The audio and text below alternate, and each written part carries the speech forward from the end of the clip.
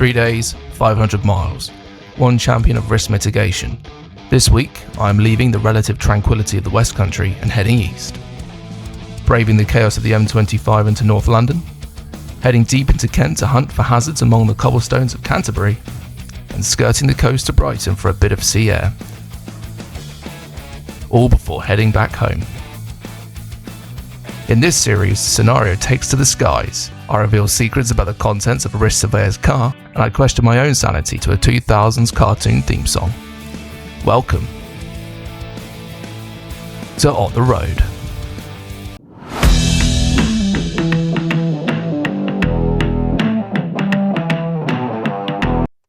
Good morning. It's part 2 of episode 2 of this series of the South in the UK.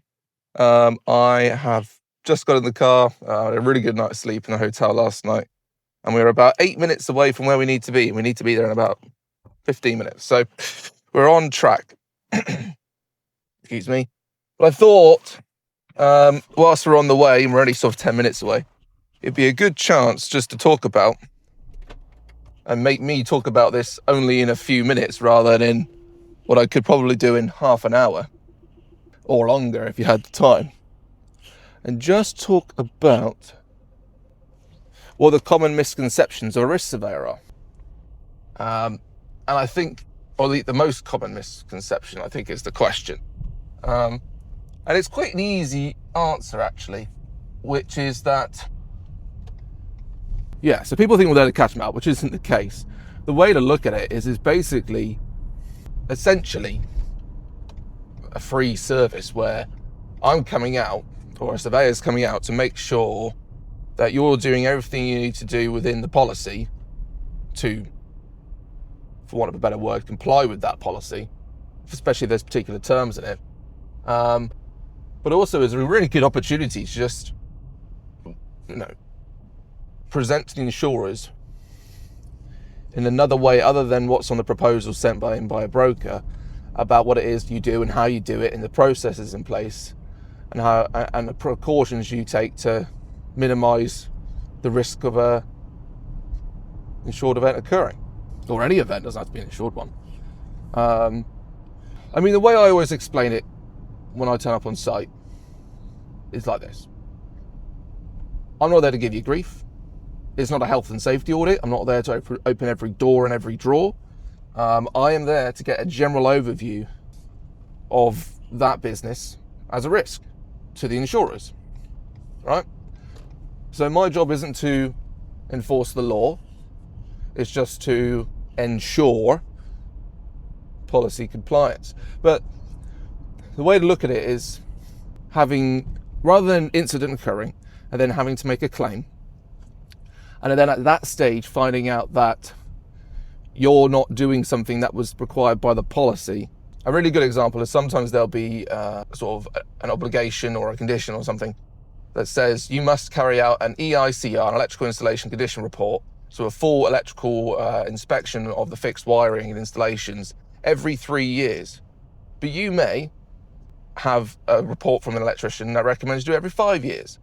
But if you have an electrical fault which causes a fire and the building burns down, and you haven't had the electrics inspected for 4 years, but the policy requires 3, then you may not have any cover. Cover will be withdrawn or it will be significantly reduced.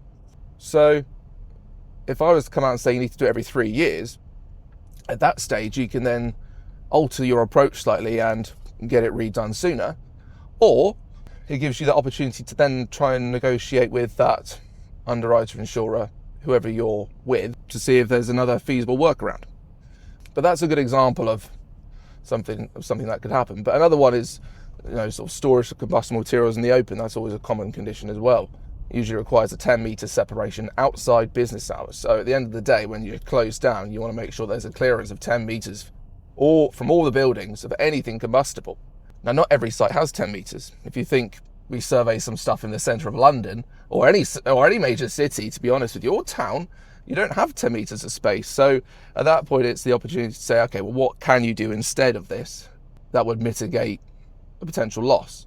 Because of course, what you as a business owner and what insurers are worried about is some sort of fire occurring, whether it be an arson or accidental or whatever, and then that spreads. Let's say if you've got a stack of pallets next to the building and it goes up in flame, then that spreads to the building or buildings. I love this job because I'm there to help people personally. I'm there to help you, I'm there to help insurers, and actually what people don't often realize is the harder we make it for you, the harder we make it for ourselves.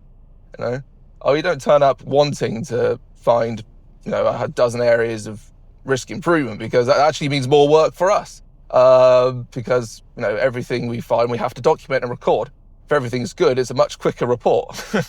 So everything we do pick up on, it's something else we have to add on. So you have to appreciate that. If we do see any areas for improvement, it does mean more work for us, but that's the job, right? We don't complain about how to do the work, and at the end of the day, if we didn't pick up on it just to save ourselves the work, then most of us wouldn't have a job for very long.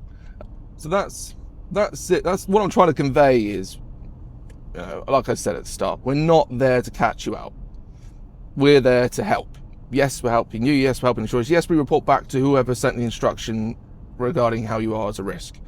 But the best thing you can do to help yourself is enter the survey with a positive attitude. So at the end of the day, it's your business, right? So you want to make sure that it's all covered effectively by your insurance policy. And by us coming out, we often say it's narrowing down the ways in which a claim would not be paid. I'm only a minute away from where I've got to be now, so I hope you understand better what it is a risk surveyor's job is to do whilst they're there. They're please don't see the common misconception of we're there to catch you out, we're there to go back to insurers and give you a bad grading or whatever like that. I mean, if you don't look after your site and you don't manage it properly, then sure, that might happen. But if you're doing everything you need to be doing, and even if there's a few bits and pieces to pick up on, as long as there's a positive attitude about working on it together, then that's the best outcome, really. Anyway, I've just turned up, so I am going to stop this here, and I'll see you in a moment. We're good? We're good. All right. Hello. Let's go. I'm done. I'm done with the first one for today. And now I am properly off to Canterbury. I'm actually about an hour away. I'm in a town called Ashford. But unfortunately, it just started raining during the survey. But hopefully it's supposed to calm down in about an hour. But yeah, as always, I've got to stop off and get some lunch first. See, there's always a bit of traffic here. Drainage works, that's what's going on. Yes, drainage works. Oh yeah, I'm supposed to answer another question now, so this is the next question. The one thing I can't walk past, there's always things like combustible. There's always something like combustibles near forklift truck chargers. That's a tongue twister. However, the thing that everyone else, I don't know if ignore is the right word, but unaware of might be the better word to describe it with. Composite panels. Now, I know generally what I'm looking for in a composite panel. At least internally, it's a lot more obvious than it is externally. Although you generally get an idea externally if there's going to be composite panels or not. So essentially, usually the inner profile of a composite panel has a shallow profile. Essentially, if you're a building owner or a business occupying a building, the easiest way to identify what is likely to be a composite panel is due to the internal shallow profile. The external profile will be more pronounced. And the trouble of composite panels, of course, is, from what I've seen, that either people aren't aware that they're there, or they don't really understand the risks that they pose, especially older panels. Newer panels usually have a fire rating, or you can get sort of mineral wool block ones. But essentially what a composite panel is two sheets of metal, and I am stopped right now. There's two sheets of metal, or two sheets on either side. It doesn't have to be metal, sometimes it can be like a plastic polymer or something like that. And in the middle, there's a foam core, and that foam core is, or can be, combustible. There's different types of foam core. I don't know if I need to go into all of it right now, but in case you're interested, you've got EPS polystyrene, you've got PUR, which is a polyurethane, and you've got PIR, which is a polyisocyanurate. Most often, it will be a PUR or a PIR panel. That's the ones I see the most often. And they're both considered combustible. Now, the ones where it's considered non-combustible for insurance purposes are PIR panels LPS 1181 approved, which essentially means they have a fire rating of at least 30 minutes. However, that fire rating only applies if the panel is fully encapsulated. So if there's any exposed areas underneath or something like that, usually, for example, underneath you'd see on external walls where underneath the panel there's no metal or whatever encapsulation, which prevents any sources of ignition reaching the foam core. So that's the bit that we worry about, is the foam core in the middle, because that's combustible. If a source of heat or ignition or flame gets there, then gets into that core, and it could cause a fire, and then it would just spread throughout the whole of the panel installation, because they're all interconnected. And what I generally find is when I say, "Oh, these are composite panels," it's like, "Oh, how can you tell?" And then of course I go into the explanation, kind of like I have done here actually, of how I can identify them. Now, that's not to say all composite panels have a shallow profile in the internal. That's not the case. Sometimes, although I don't think it's quite as common as what I see, because I see what I see with the shallow profile more often than I see the more pronounced profile. But you can get it to on both sides. And essentially, I have to point that out when I'm there, because it can affect insurance ratings and can affect premiums. It affects how I approach the report and how it affects the combustibility of a building.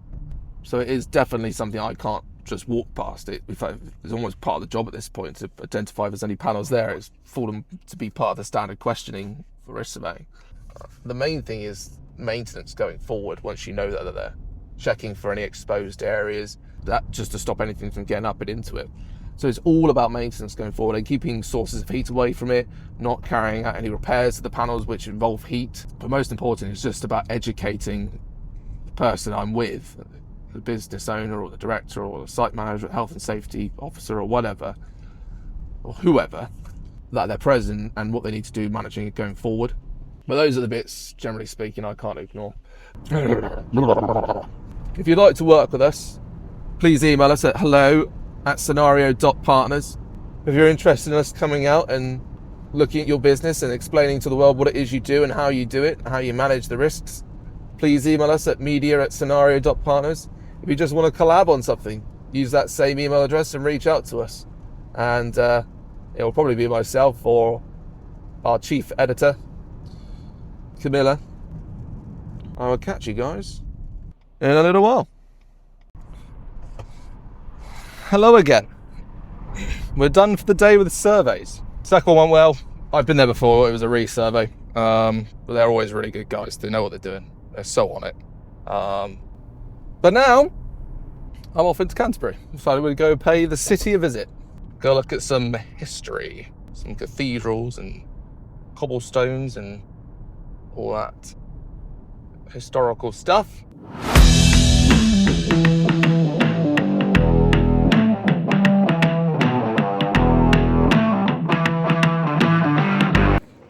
A more important question might be, what's a question you always ask the site manager they never see coming? Well, the easy answer is none, really. I'm pretty much a straight shooter, so I don't actually ask you trick questions or try to catch you out with some unfair questions. I think sometimes the question which I think is sometimes the most important to ask, maybe not the most important, but it gives you a good read on what you're planning, is what's your most dangerous activity, part of the process? How do you manage that? Because usually you get one of two answers. You get a thoughtful, decent, full answer, but they almost go straight to the most critical part, most dangerous part of the process.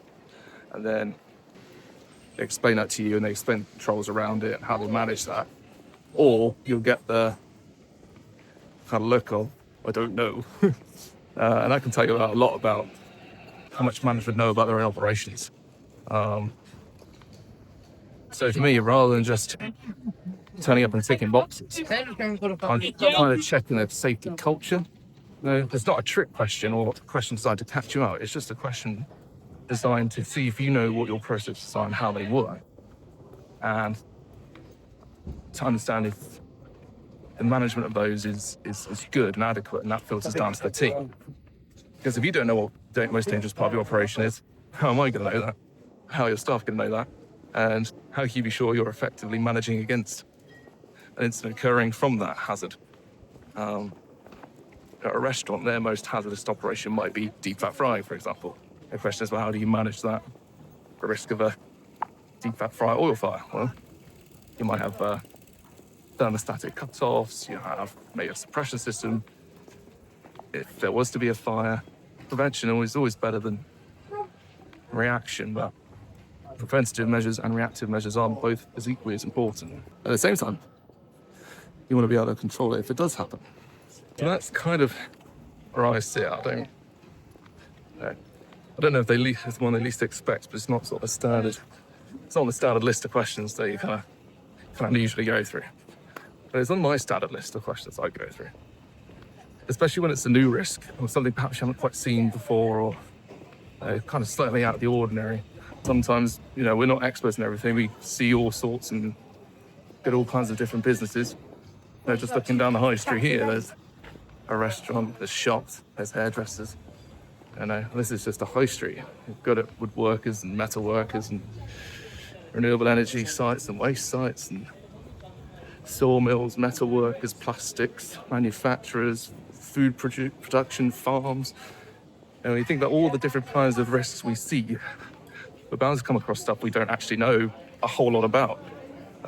So that question not only gives us the impression of your overall safety culture, if you understand your processes and what you need to do to control those, but it's also a question just to help me understand more about your business and what you're doing.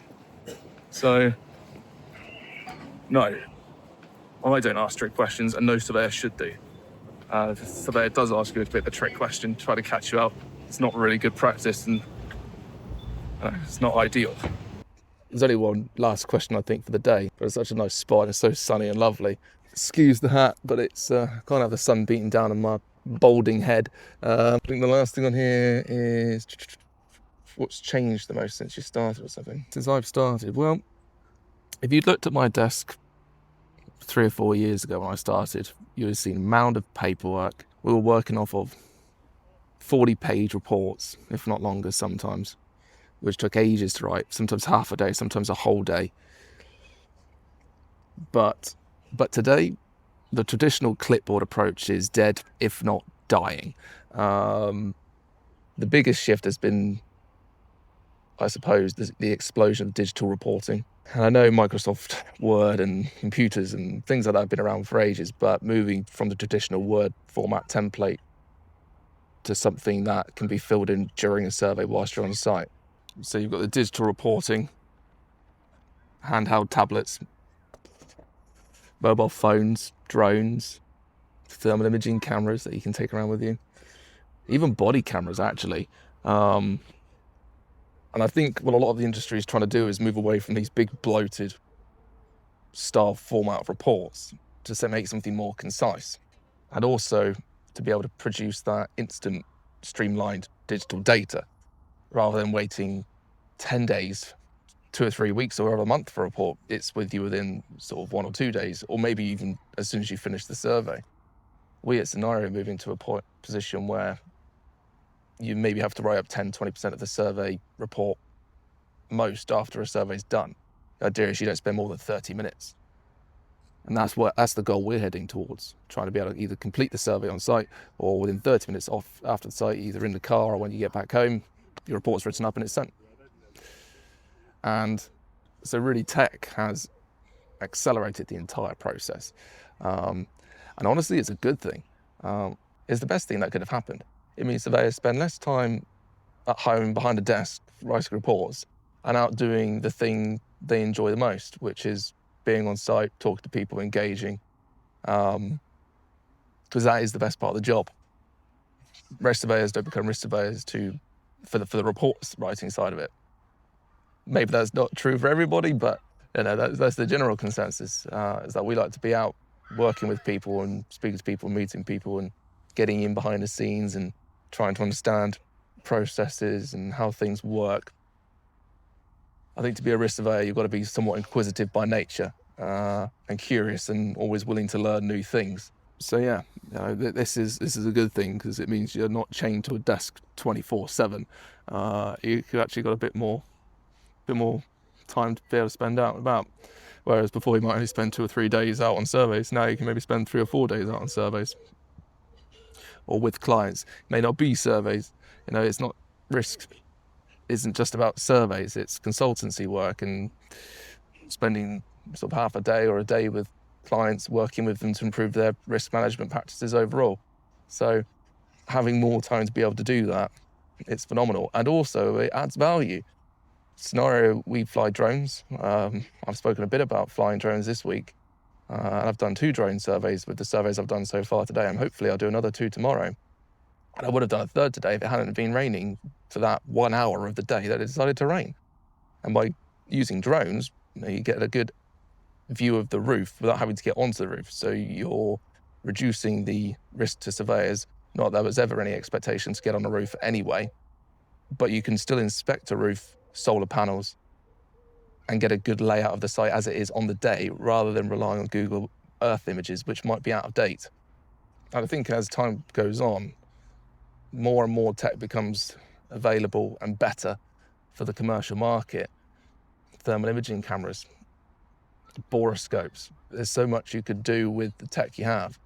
Dictation, there's all sorts of different platforms and software designed to help make report writing easier. So essentially what it means is that we spend less time at home, chained to a desk, writing essays and reports, and more time out on site with the clients, doing what we love.